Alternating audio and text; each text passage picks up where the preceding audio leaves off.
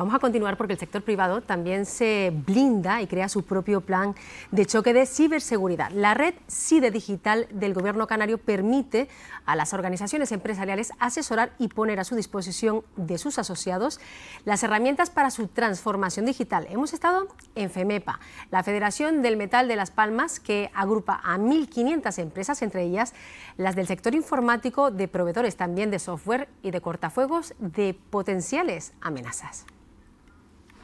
¿Qué buscan los hackers? Sobre todo desestabilizar, y cada vez lo hacen con mayor frecuencia. Sí que tenemos conocimientos de que se están produciendo una ola importante de ciberataques y que casualmente es en empresas canarias de todo tipo de niveles.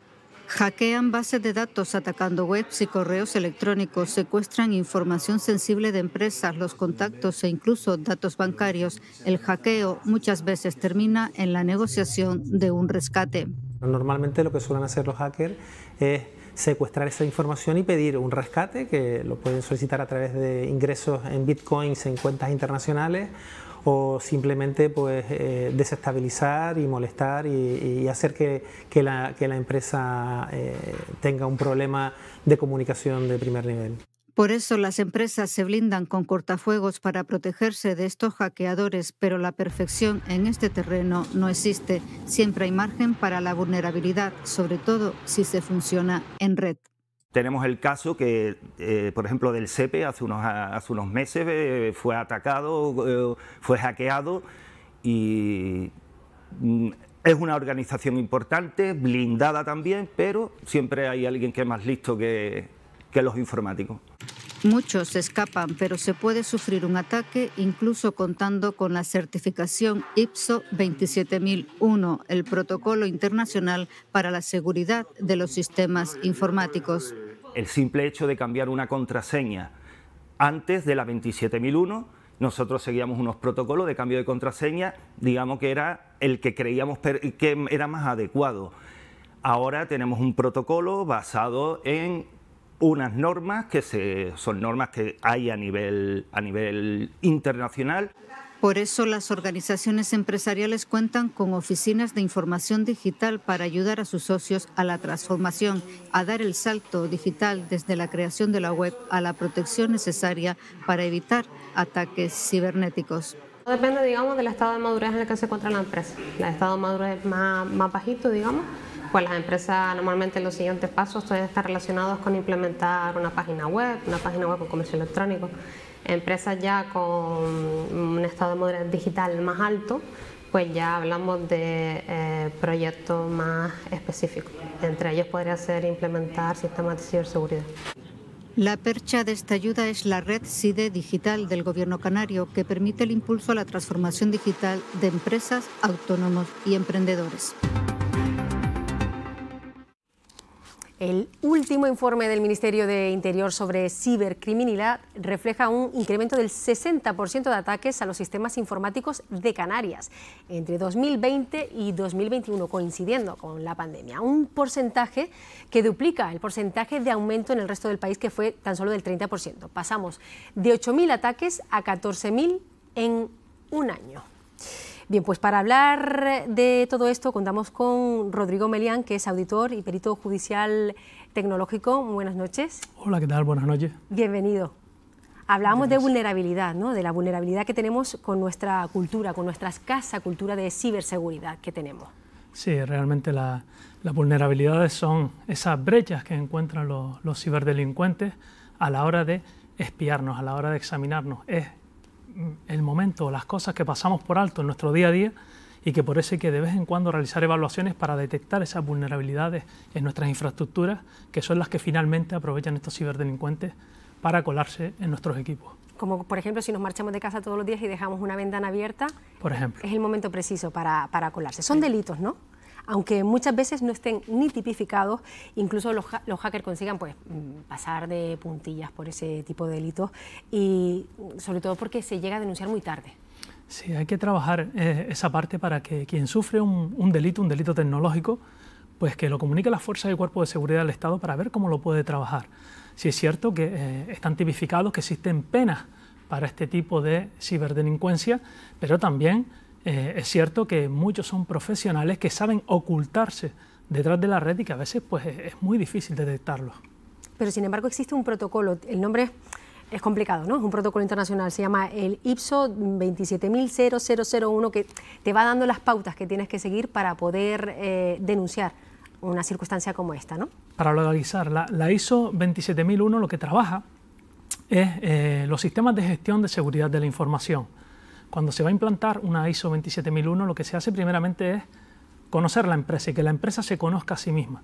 En ese momento se hacen evaluaciones con las cuales se pueden crear lo que son los protocolos, las políticas de seguridad dentro de la empresa y a la misma vez utilizar la 27002 que complementa a ese 27001 que establece los posibles controles que se podrían implementar dentro de esa organización pues para llevar un control de la infraestructura y que en un momento dado podamos minimizar los riesgos de sufrir las consecuencias de una amenaza que pueda surgir en nuestra empresa. Pero la sensación que nos da es un poco como que siempre hay algún hueco por donde se pueden colar, ¿no? Nunca hay una seguridad al 100%. No, no existe la seguridad al 100%. Realmente, si estamos conectados, estamos expuestos. Cualquier persona, cualquier empresa, cualquier organización que esté conectada está expuesta a sufrir un ciberataque. Y aunque algunos puedan mitigarlos, aunque algunos puedan ser detectados, existen los llamados también ataques de día cero, que son ciberataques que a lo mejor han surgido poquito tiempo antes de que puedan ser detectados y en ese momento, como no están analizados, pueden atacar infraestructura y hacer bastante daño. Muchas veces en esos ataques lo que se pretende es prácticamente pues, crear un soborno a una empresa grande en la que se pide un dinero por los datos. Es lo que suele pasar al final, ¿no? Es la intencionalidad principal que hay. Sí, siempre hay un fin, ¿no? Siempre hay una finalidad por la que estos ciberdelincuentes pues atacan una infraestructura, pero incluso puede ser hasta por diversión. Algunos son pues para robar datos y demostrar que pueden hacerlo y los hacen públicos en la Deep Web, pero normalmente lo que más suele pasar pues, es conseguir un rédito económico, que por ejemplo puede pasar con los ransomware, esos software de rescate que lo que hacen es encriptar información y que piden un rescate para desencriptar o devolver la información. Y además lo piden en Bitcoin. Sí, normalmente lo piden en criptomonedas. ¿Y usted ha llegado a localizar alguno de esos sobornos? ¿Ha mediado en alguno de ellos? Nosotros hemos logrado, en varios casos que hemos tenido, pues resolver casos de ese tipo, pero siempre trabajando con las copias de seguridad. Es más, siempre se recomienda pues trabajar bien o tener una muy buena copia de seguridad, un sistema de copias de seguridad que permita en un momento dado, si se sufre un ataque y se pierde la información, que pueda ser restaurada. Pero claro, nada nos garantiza que a pesar de pagar ese rescate, a pesar de pagar en Bitcoin, nos den todos nuestros datos, se los pueden quedar. Claro, no garantiza. De hecho, se recomienda no pagar. No pagarlo. Claro, porque el pagar no te garantiza que te vayan a dar la información. Tampoco te garantiza que estos ciberdelincuentes se queden con una copia y que puedan hacerla pública en cualquier caso. Lo muy recomendable siempre, lo mejor que se puede hacer es denunciar ante los cuerpos y fuerzas de seguridad del Estado. Sería el primer paso, ¿no? Exacto, pueden ayudar, orientar y en base a su experiencia caminar hacia la posible solución. Rodrigo, ¿por qué sería tan importante contar con ese centro de ciberseguridad aquí en Canarias? Eso es una apuesta maravillosa que puede hacer el Gobierno de Canarias y que entra dentro de ese Plan Nacional de Ciberseguridad que continúa con la Estrategia Nacional de Seguridad que ya se había planteado anteriormente y que lo que hace es preocuparse por la implantación de centros que trabajen por llevar a cabo medidas de ciberseguridad en las entidades públicas. ¿Por qué? No podemos perder de vista que todos colgamos de las entidades públicas. Nosotros trabajamos mucho con las administraciones públicas, pero esto es un tema que abarca todos los ejes, el eje político, el eje económico y el eje social, porque al final afecta a las personas, a las empresas y a los gobiernos. Nos afecta a todos en general. Estonia podría ser un ejemplo, ¿no? Es un país muy pequeño, es el más digitalizado de toda la Unión Europea y sin embargo tiene un gran sistema de seguridad. Nosotros como canarios, con nuestra población, ¿podríamos asemejarnos a su forma de trabajar? Estonia es un país que va muy por delante en digitalización en Europa.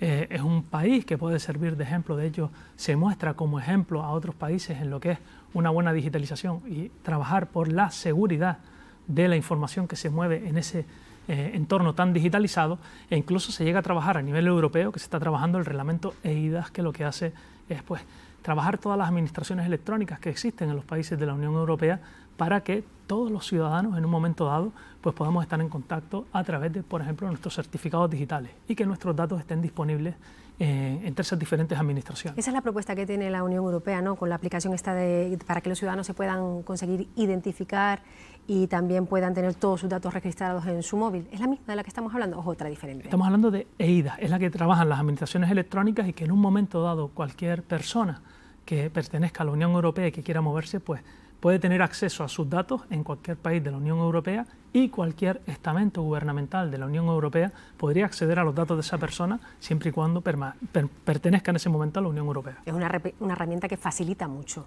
el tránsito y facilita mucho pues, la comunicación entre los ciudadanos de la Unión. Exactamente, la interrelacionalidad, que estemos todos pues, con más acceso a todos los servicios que pueden darnos en diferentes países y sobre todo a esa globalidad, vamos a decirlo así, que puede existir en la Unión Europea. Muchísimas gracias, Rodrigo, por estar con nosotros aquí esta noche en el debate de la ONU y habernos hablado de la seguridad también desde el punto de vista legal. Gracias por todo. Gracias a ustedes.